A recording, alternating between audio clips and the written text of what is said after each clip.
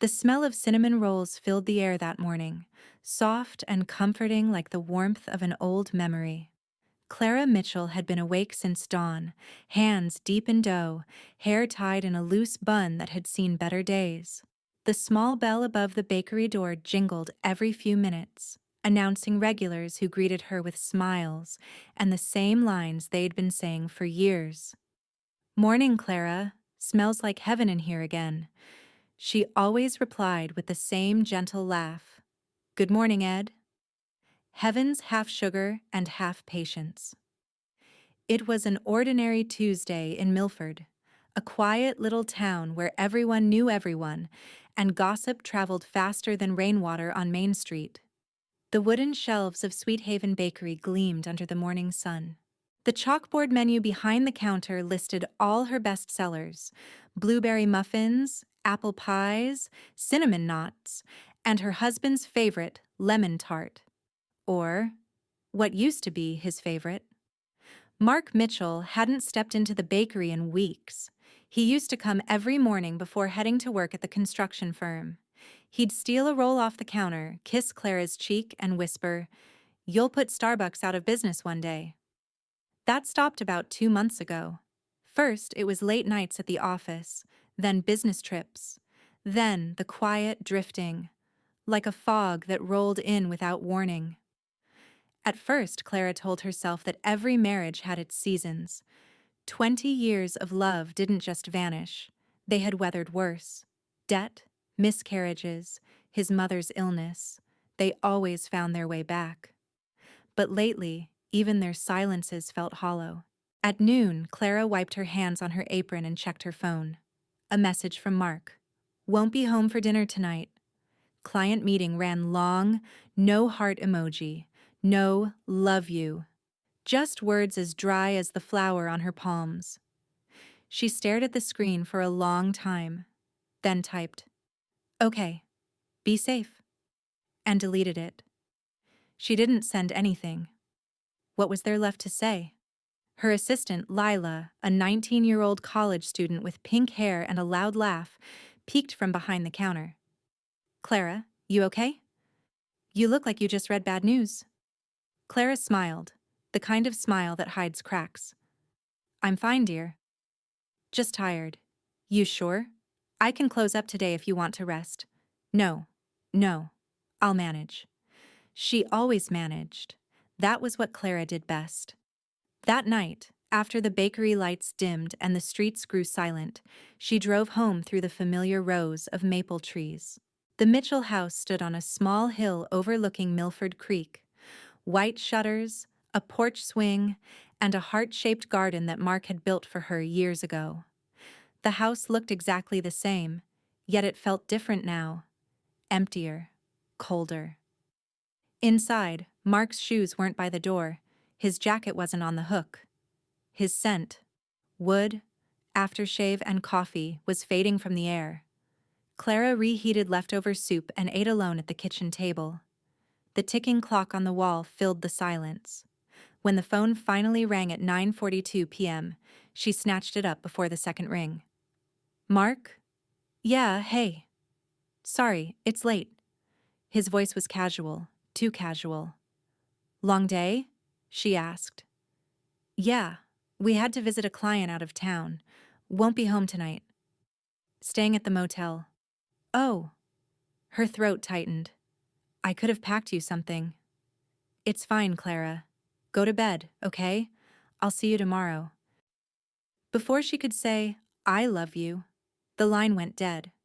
She sat there for a long time, phone still pressed to her ear, staring at the black window reflection of herself. Tired, lonely, and still waiting for a man who was slowly vanishing from her life. The next morning, Clara's neighbor, Mrs. Thompson, came into the bakery with her usual order, a blueberry muffin and small black coffee. But she also came with something else. Hesitation. "Clara, dear, I don't like to meddle, but I saw Mark yesterday downtown." Clara looked up. "Oh? That's good. He's been so busy lately." Mrs. Thompson stirred her coffee awkwardly. "Yes, but he wasn't alone. He was with that new interior designer. What's her name? Emily Summers. From the next town over, Clara forced a chuckle. Emily? She's working with his firm, I think? Yes, I suppose she must be. The woman's voice softened. They looked close. Clara smiled through the ache. I'm sure it's nothing, Mrs. Thompson. Mark's always been friendly, but as soon as the woman left, Clara dropped the smile. Her hands trembled as she wiped the counter over and over, even though it was already clean. Emily Summers. She'd heard the name before. Mark mentioned her once. A new designer helping with the resort project. He said she was talented, creative, a real breath of fresh air. Clara didn't like how he said it back then. And now, she liked it even less. That night, Clara lay awake, listening to the creak of the old house. She tried calling Mark. No answer. She tried again. Straight to voicemail. In the dim light, her gaze fell on the photo frame beside the bed. Her and Mark on their wedding day, standing barefoot by the lake. She looked radiant. He looked proud. They'd been so young, so sure of forever. A tear slipped down her cheek. Where did you go, Mark? She whispered. But she wasn't talking about his location. 3 days later. The sky was gray and heavy with rain. Clara had just closed the bakery when her phone buzzed again. A text from an unknown number. You deserve better than lies. Clara frowned. Who is this? A friend. Check room 214 at Milford Inn if you need the truth. Her heart pounded. The Milford Inn was 5 minutes from her house. She gripped the counter for balance. Every instinct told her to ignore it, to go home, to bake something sweet and forget. But the ache inside her had been growing for weeks, whispering that something was wrong. She took off her apron, grabbed her keys, and drove. The parking lot was nearly empty. Rain drizzled on the windshield as she sat in the car, staring at the glowing Milford Inn sign. Room 214. Her breath came shallow. The voice in her head begged her to turn around, to not see what couldn't be unseen. But she needed to know. She climbed the narrow stairs, her shoes echoing on the wet steps. Her hands shook as she reached for the brass handle. The door was slightly ajar. A soft light glowed inside. Clara pushed it open and froze. Mark was there, shirtless, his back turned toward her, his voice low and warm. And in the bed sat a woman with dark hair and smooth shoulders, laughing softly. Emily Summers. Clara didn't move. For a moment, time fractured. Her heartbeat slowed, the world narrowed to the sound of rain tapping on the window, and Emily's laughter slicing through her chest like glass. Mark? Her voice broke before she could stop it. He turned around. His face went pale. Clara, what are you doing here? Emily pulled the sheet up around her. Oh my God. Clara stepped backward, her mind spinning, the air too thick to breathe. I got a message. I didn't believe it, but it's true. Clara, wait. It's not what you think. Don't, she whispered, shaking her head. Please, don't insult me. More, Mark reached for her arm, but she pulled away. His touch burned like betrayal. You said client meeting, she said. You said you loved me. He opened his mouth, but no words came. Clara looked at Emily, who couldn't even meet her gaze. I hope you know what you've done, Clara said softly, her voice trembling. Not from anger, but from heartbreak. I hope he's worth what you've stolen. And then she turned and left. Outside, the rain poured harder. She walked to her car without looking back, her clothes soaked, mascara running down her cheeks. Inside the car, she gripped the steering wheel and sobbed. Years of love, loyalty, and patience collapsing into a soundless cry. But beneath the pain, something else flickered inside her. Something cold, quiet, resolute. That night, Clara sat on her bed staring at the darkness. The old Clara would have screamed, thrown things, demanded explanations, but she didn't. Instead, she breathed deeply, slowly, deliberately. She walked to her dresser and opened the top drawer. Inside lay an old leather notebook, her late mother's. On the first page, written in faded ink, were the words, "When life breaks you, don't break back. Bend, and then rise." Clara closed her eyes.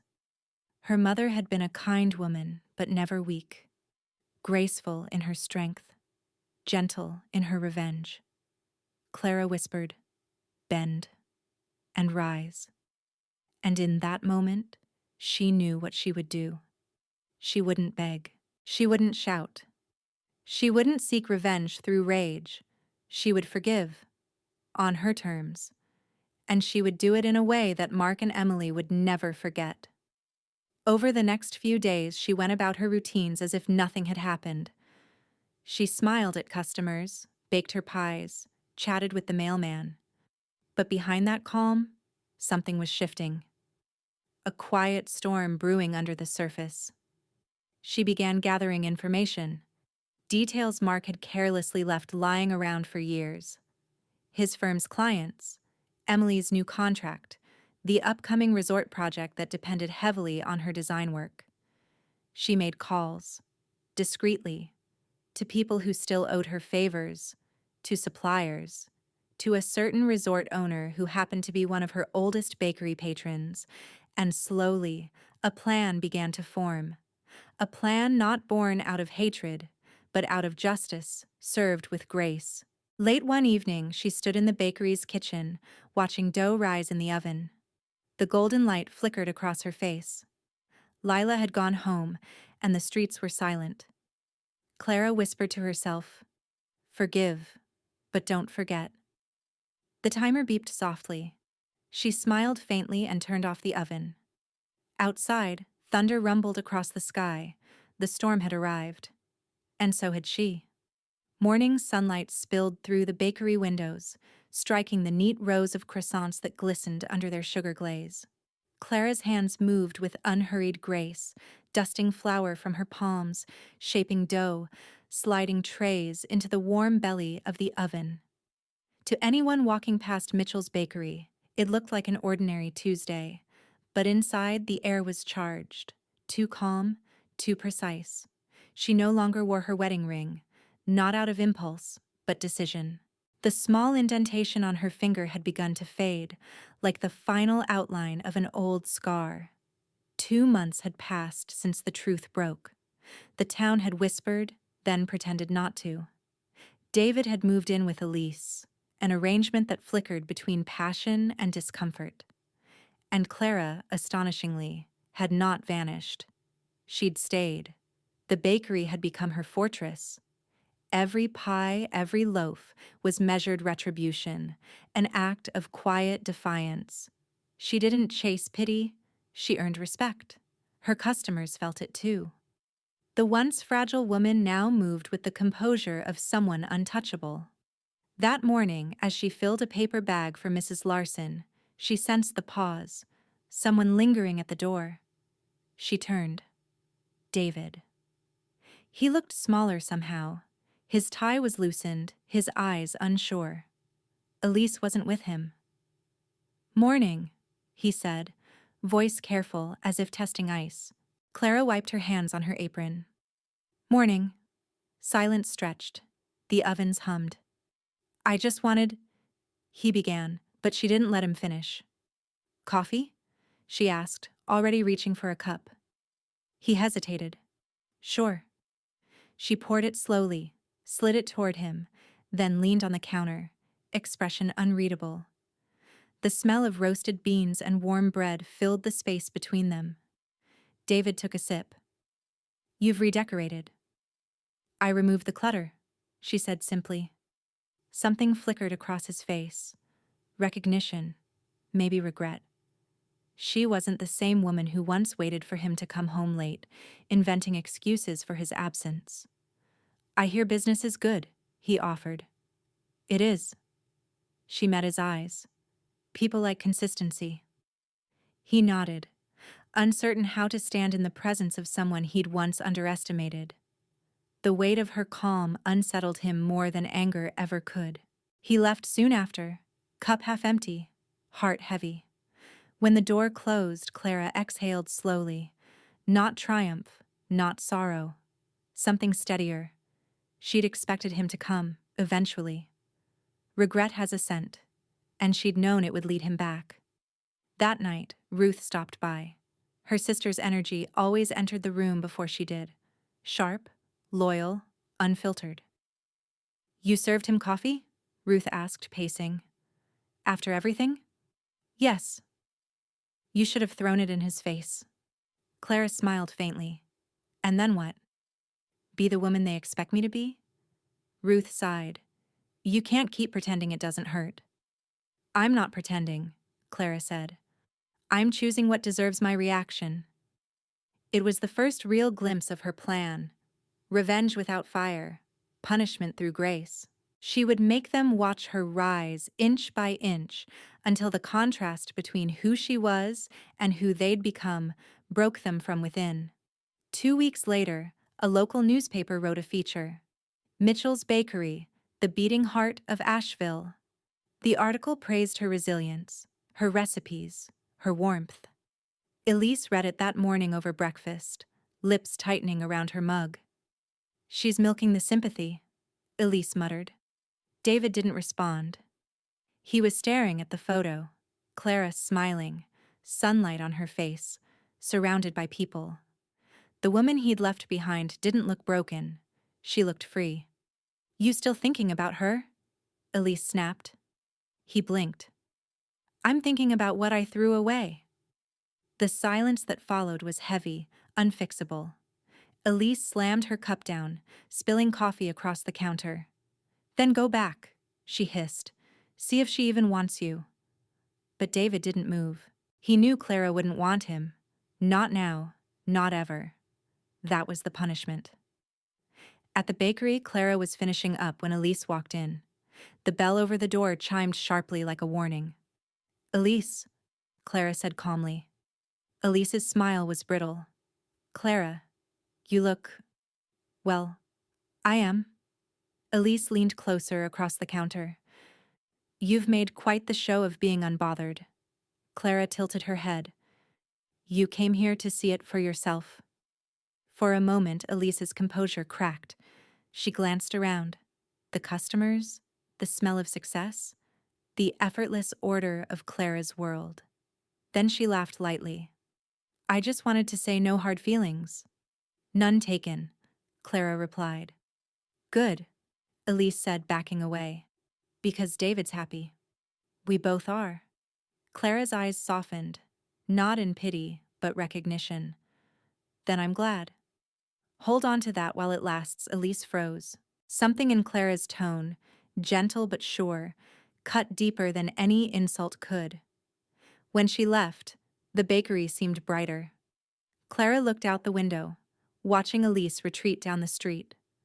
For the first time, she felt it. Not anger, not grief, but control. The kind born from knowing your enemy can't touch you without revealing their own weakness. The weeks that followed painted the town in quiet whispers. People began to notice the shift, though no one could quite name it. When Clara walked into the grocery store, conversations paused, not out of pity anymore, but out of awe. There was something magnetic about her calm, an elegance that came from surviving what should have broken her. Elise noticed it too. The affair that had once tasted forbidden and thrilling was now bitter with comparison. Everywhere she turned, Clara's name lingered. In compliments, in admiration, in every polite conversation she couldn't escape. At church on Sunday, it was unbearable. Clara sat 2 pews ahead, wearing a soft cream dress, her hair pinned with simple gold clips. Her posture was straight, her focus serene. David and Elise slipped in late, taking a seat across the aisle. When the pastor spoke about forgiveness, Elise felt the weight of Clara's stillness more than any sermon. It wasn't a performance. It was conviction. Grace as defiance. After service, the congregation gathered outside under the willow trees. Mrs. Larson approached Clara first, praising her new charity event, a bake sale for single mothers. People clapped her on the shoulder, smiling, warm. David watched from a distance, guilt burning through him like acid. He remembered how she used to doubt herself, how he'd slowly drained her light, and now she glowed brighter than ever. Elise slipped her arm through his, whispering sharply, "Stop staring." He looked away, but the damage was done. The more radiant Clara became, the smaller Elise felt. That evening, the tension finally spilled over. Elise threw her purse onto the couch, pacing the living room. "You think I don't see it? The way you look at her?" David rubbed his temples. "You're imagining things." "Am I?" she snapped. "You talk less, sleep less, and every time her name comes up, you shrink like a guilty child." He stood abruptly. "Enough." But the argument didn't stop. Words cut deep, then silence deeper still. By the time Elise stormed out, slamming the door, David realized what Clara's silence had done. It had turned his choices into a mirror. Every lie, every betrayal, all reflected back with painful clarity. Meanwhile, Clara was preparing for the charity event. She worked late into the night, the bakery filled with soft jazz and the smell of vanilla. Ruth dropped by again, carrying a box of labels. "You're making headlines again," she teased. "The town paper can't stop writing about you." Clara smiled faintly. "Publicity helps the cause." Ruth leaned on the counter. "You really don't hate them, do you?" Clara paused, tying a ribbon around a jar of jam. "Hatred's too heavy to carry. I'd rather let them trip over their own." Ruth studied her sister's face. Calm, luminous, untouchable. "You scare me sometimes, Clara." "Good," she said softly. "Maybe I scare them too." The night of the event arrived crisp and golden. Strings of lights hung across the town square. Tables lined with pastries, handmade cards, and fresh flowers glimmered under the glow. Music played softly. Laughter filled the air. Clara stood at the center of it all, poised, gracious, every inch the woman who'd turned her pain into purpose. Then, like an echo from another life, she heard David's voice behind her. "Clara." She turned slowly. He looked worn, almost fragile, like a man standing outside his own redemption. "This is incredible," he said quietly, gesturing at the lights. "Thank you. I just wanted to say—" He hesitated, the words heavy. "I'm sorry." For everything she looked at him, really looked, and saw not the man she'd loved, nor the one who betrayed her, but a stranger holding the weight of his own mistakes. "I know," she said, "and I hope you find peace with it." He swallowed hard. "You already have, haven't you?" "Yes," she said simply, "because I stopped waiting for an apology." The sentence landed softly, but it broke him. Before he could say more, Ruth called Clara from across the square. She gave him a polite nod and walked away, her presence leaving a silence he couldn't fill. David stood there for a long time, surrounded by music and laughter, realizing that forgiveness doesn't always look like mercy. Sometimes, it's the absence of need. Elise arrived later, dressed in something too elegant for the occasion. She didn't come to buy pastries or donate, she came to be seen. But the crowd's attention was elsewhere. On Clara, the center of quiet admiration. When Elise approached, her smile was tight. "Lovely event." "Thank you," Clara said, arranging a tray. Elise's eyes flicked to the people watching them, and for a brief second she forced warmth into her tone. "I suppose we're all moving on." Clara met her gaze evenly. "Some of us are moving forward." Elise's lips parted, not from offense, but from the realization that there was no battle left to fight. Clara had already won. As the night wound down, Clara stood at the edge of the square, watching the lanterns float upward, flickering against the sky like tiny souls set free. She thought of the past, the pain, the humiliation, the anger that once threatened to consume her. Then she thought of what she'd built from it: respect, dignity, and a strange kind of power that came from not needing to strike back. That was her revenge. Not a plan, not a plot. Just grace so unwavering it became its own weapon. And for the first time in a long while, she smiled, not because she'd defeated them, but because she'd defeated the version of herself that could have been destroyed by them. The sun rose slowly over the coastline, spilling warm gold across the ocean. Clara watched it from her suite's balcony, her fingers wrapped around a cup of untouched coffee. The rhythmic sound of the waves was the only thing that kept her from collapsing into tears again. But there were no tears left, only silence, the kind that comes after a storm that destroys everything in its path. Her phone buzzed on the table. A message from Raphael. "Mom, can you handle the checkout later? We'll be heading to the spa and maybe dinner in town tonight." There was no greeting, no apology, no sign of awareness that she had discovered everything. He was pretending nothing had happened. That message, brief and careless, ignited something deep inside her, a quiet, razor-edged resolve. Clara stood up, her back straightening, and walked to the mirror. The woman who looked back wasn't the same one who had pawned her wedding ring and sold pies just to feel loved. This woman had eyes that no longer pleaded. They calculated. For the first time in years, she whispered to herself, "No more." That afternoon, Clara walked through the hotel corridors with quiet purpose. She visited the front desk, her voice soft, calm, yet firm. "Good afternoon," she said with a polite smile. "I'd like to make a few changes to the reservations under my name." The receptionist looked up. "Of course, ma'am. What changes would you like?" Clara leaned forward slightly. "Please cancel all meal and activity privileges for the Carter family rooms, except mine, and switch all charges to their personal tabs, not mine." The young woman hesitated. "Ma'am, the reservations were paid as a package." Clara smiled. "Yes, but they're under my name, are they not?" "Yes, Mrs. Williams." "Then I have the authority to modify access. It's all in my signature. If there's an issue, call your manager 10 minutes later." The manager came out, a polite man in a crisp suit, and after a brief discussion, Clara left the desk with quiet satisfaction. The changes were approved. By dinner time, her sons and their wives would find out. As the day went on, she kept to herself.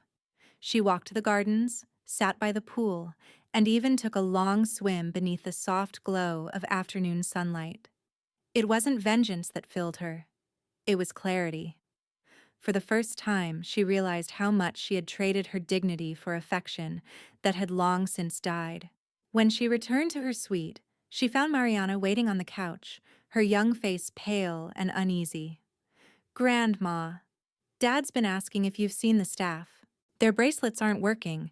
They can't get into the buffet, the beach area, or even the spa." Clara sipped her tea calmly. "Oh, I'm sure the hotel staff is just following protocol." Mariana frowned. "Grandma, what did you do?" Clara's lips curved slightly. "I didn't do anything they didn't earn." Mariana's eyes widened as she realized the truth. Oh my God, you turned off their access?" "Temporarily," Clara said softly. "They wanted a drama-free vacation, didn't they? I'm simply giving them the peace they wanted." The girl laughed nervously, torn between admiration and disbelief. "Grandma, that's kind of savage." Clara chuckled, a light, warm sound she hadn't made in years. "No, sweetheart. It's called Boundaries by Evening." Chaos unfolded downstairs. Monica stormed toward the reception desk, her voice sharp enough to turn heads. "There must be a mistake. Our access bands aren't working. We can't get into anything." The receptionist tried to remain composed. "I'm sorry, ma'am, But our records show the privileges were modified this afternoon by the reservation holder, Mrs. Clara Williams. Monica froze. She did what? At that moment, Raphael and Diego approached, both looking furious. Raphael's face was red with embarrassment. "Where is she?" he demanded. "Suite 307, the receptionist said quietly. They marched to her room, but Clara was ready. She stood in the center of the suite, composed, her hair brushed neatly, her suitcase closed beside her. "Mom," Raphael began, his voice low, dangerous. "What is this about?" "You embarrassed us in front of the staff." Clara looked at him, expression steady. "Embarrassed you?" "Raphael, I sold my wedding ring so you could have this trip, and you used that same ring money to mock me behind my back." Diego stepped forward. "Mom, it was just a misunderstanding." She cut him off gently. "A misunderstanding is forgetting a birthday, not creating a group chat called Drama-Free Vacation where you discuss how to avoid your mother." Raphael blinked, stunned. "Who told you?" "Your daughter," Clara said, nodding toward Mariana, who stood nervously in the corner. The room fell silent. The air grew heavy with shame. "Do you have any idea what that felt like?" Clara asked quietly.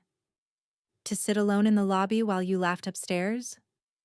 To realize that every word, every invitation was a lie?" Raphael looked away.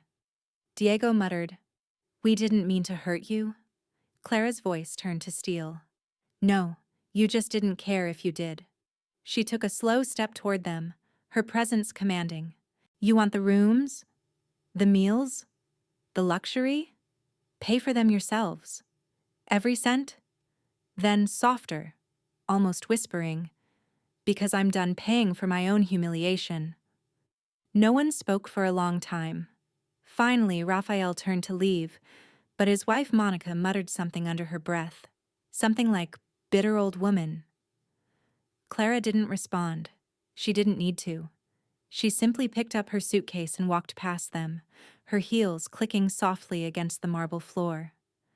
Downstairs, the staff greeted her warmly. The manager himself handed her an envelope. "Mrs. Williams, we processed your refund for the unused portion of the package. It's credited to your account." Clara smiled. "Thank you." As she walked out of the hotel and into the golden light of dusk, she felt lighter than she had in years. Behind her, she could hear the faint sound of shouting, the chaos of people realizing they were on their own. But she didn't look back. Not once. Night fell over the Golden Palms Hotel like a velvet curtain drawn across the sky. The ocean shimmered under the moonlight, and laughter echoed faintly from the resort's restaurant. But none of it came from Clara's family. She sat quietly on the terrace of a small seaside cafe across the street, dressed in a simple cream blouse and light shawl. Her eyes reflected the candlelight as she stirred her tea. It wasn't victory she felt, not really. It was release. The years of swallowed pain, of quiet servitude, had melted into something sharper yet more peaceful. Dignity. Mariana arrived a few minutes later, her shoulders hunched with guilt. "Grandma," she said softly, taking a seat beside her. "They're freaking out. Dad's been arguing with the manager for an hour. Aunt Monica's threatening to post about it online." Clara smiled faintly. "Let them. Truth doesn't need defending." "Are you okay?" the girl asked. Clara nodded. "Better than I've been in a very long time." She reached across the table, taking her granddaughter's hand. "You showed me the truth, Mariana. That takes courage. Don't ever let anyone make you feel small for doing what's right." Tears shimmered in Mariana's eyes. "I just didn't want you to keep believing their lies." "I know." Clara squeezed her hand. "And because of you, I don't anymore." Later that evening, Clara received a text from Raphael. "We need to talk. Please meet us at the hotel restaurant. 9 p.m. For a brief moment, she considered ignoring it. But then she looked at her reflection in the cafe window. Calm, graceful, unbroken, and decided to face them one last time. At 8:55, she entered the restaurant. The Carters were seated at a large table near the center. Half-eaten plates and half-drunk glasses of wine cluttered the table, but no one looked happy. The tension was thick enough to slice through. Raphael stood when he saw her. "Mom," he began, "I know you're angry." "I'm not angry," she interrupted gently, pulling out a chair and sitting down. "I'm aware." Monica folded her arms. "You humiliated us in front of the entire staff." "No," Clara said softly. "You did that yourselves." "I just stopped paying for the privilege," Diego exhaled, rubbing his forehead. "Mom, can't we just talk about this?" "We made a mistake," Clara tilted her head. "A mistake is forgetting to return a call, Diego. What you did required planning, deceit, and a shared sense of cruelty." The table fell silent. Even the clinking of cutlery from other diners seemed to fade. Raphael leaned forward, guilt flickering across his face. "We didn't mean for it to go that far. We just wanted a peaceful week. We thought that I was the problem?" Clara asked quietly. "That I was too old, too slow, too embarrassing?" He hesitated. "Mom, please, don't twist this." "I'm not twisting anything," she said, her tone calm but cutting. "You twisted love into convenience, respect into obligation, and when I no longer fit your version of comfort, you erased me." Her words hung in the air like glass. Even Monica couldn't look her in the eye. Clara reached into her bag and pulled out a small envelope, thick, sealed, deliberate. She placed it on the table between them. "What's this?" Raphael asked, frowning. "My will," she said. "I updated it this morning. Everything I own, the house, the savings, your father's pension, is being donated to a local foundation for widows. Women who, like me, gave everything to families who forgot how to care." Diego's eyes widened. "Mom, you can't—" "I can," Clara interrupted. "And I did." Monica's voice rose, sharp with disbelief. "You're doing this out of spite." Clara looked at her with a calm, almost pitying smile. "No, dear. I'm doing it out of wisdom, because I finally learned that love doesn't mean debt, and motherhood doesn't mean servitude." She stood, pushing her chair back quietly. "You all taught me that lesson well." Raphael looked like he might cry. "Mom, please, don't go. Let's fix this. We'll pay you back for the trip." Clara paused, her hand resting lightly on the back of the chair. "This was never about the money, Raphael. It was about respect. And respect once broken doesn't rebuild through apologies made out of guilt." Her voice softened. "I'll always wish you well. But you'll have to find your own way home this time."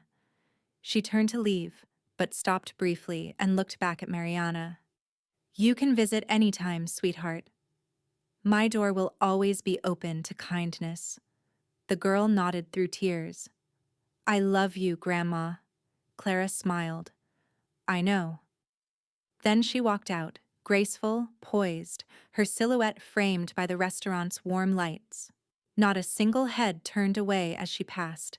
Everyone watched her go, sensing they had just witnessed something profound, the quiet power of a woman reclaiming her worth. Outside, the night air was soft, filled with the scent of salt and jasmine.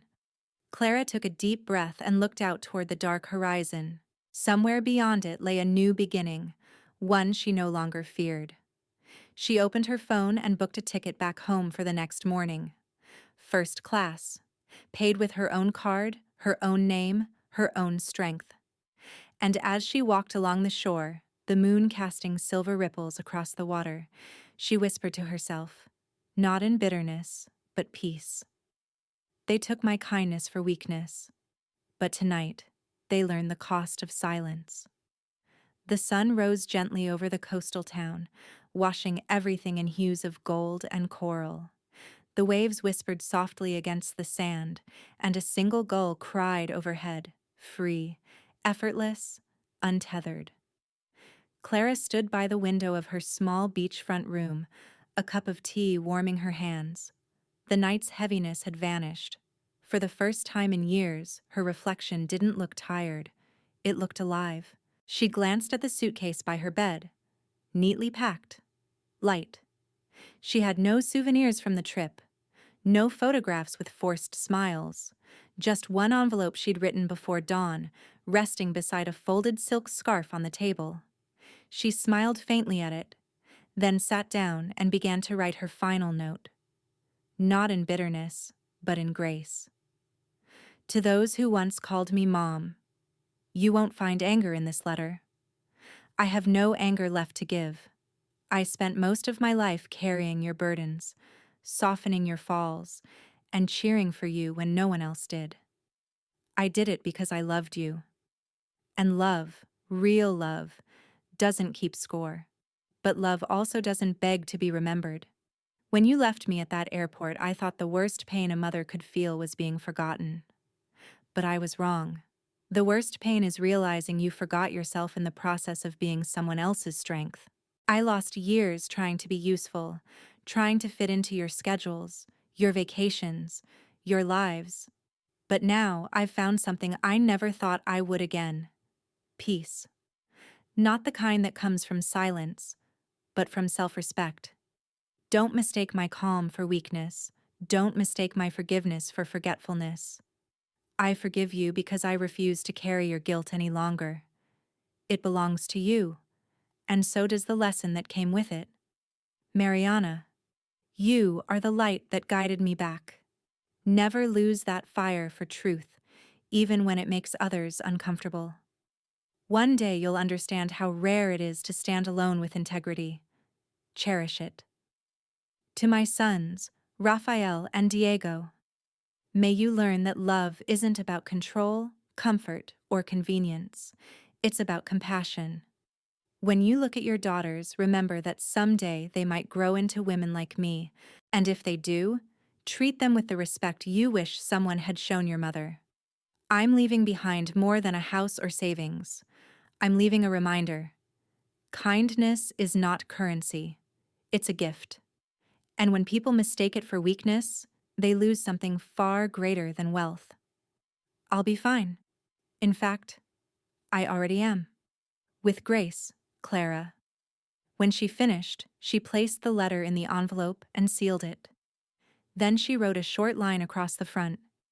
Open only when you're ready to understand. She left it on the nightstand, took her shawl, and walked toward the balcony. The sea breeze played gently with her silver hair. The taxi she had called honked once outside, signaling it was time. Clara turned back for one last look at the room. Clean, quiet, filled with the scent of jasmine tea. It wasn't a place she would remember for pain, but for rebirth. 2 weeks later, back in the city, the Carter family gathered at Raphael's house. The mood was tense. The envelope had arrived in the mail that morning, addressed in Clara's graceful handwriting. No return address. Monica crossed her arms. You sure we should open it? Raphael nodded grimly. She wanted us to. He opened the seal carefully, unfolding the pages. As he began to read, silence filled the room. Every word sank heavier than the last. By the time he finished, even Monica, proud, sharp-tongued Monica, had tears in her eyes. Raphael looked at his brother. We did this, he whispered. Diego swallowed hard. Yeah, we did. Mariana, sitting quietly on the couch, finally spoke. You can't undo what happened. But you can be better now. No one replied. She reached into her backpack and pulled out her phone, showing them a photo she'd secretly taken, Clara standing by the water at sunset, calm and free. That's how she left, Mariana said softly, not angry. Just done. Raphael stared at the image for a long moment. Then he stood and walked to the window, his voice low and broken. I don't think she wanted revenge. Diego frowned. Then what did she want? Raphael's gaze drifted to the horizon. Grace. The one thing we never gave her 6 months later. The foundation opening. A new sign gleamed under the morning sun. The Clara Foundation. For women starting over. Inside the modest building, women sat in a circle, sharing stories of loss, resilience, and quiet strength. Each had come from a place of abandonment or betrayal, searching for a second chance. On the wall hung a large photograph of Clara, smiling softly, eyes warm and wise. Beneath it was a quote engraved in gold letters: "Forgiveness is not surrender." It's reclaiming the power they thought they took. Mariana stood near the photo, holding a bouquet of white lilies. She was the youngest volunteer at the foundation, greeting women at the door, helping them fill out forms and offering tea, just as her grandmother once did for her. Every now and then she'd glance at that picture and whisper, "I'm proud of you, Grandma." And somewhere, in the soft wind that rustled through the open windows, it felt as if the world whispered back, "Grace always wins."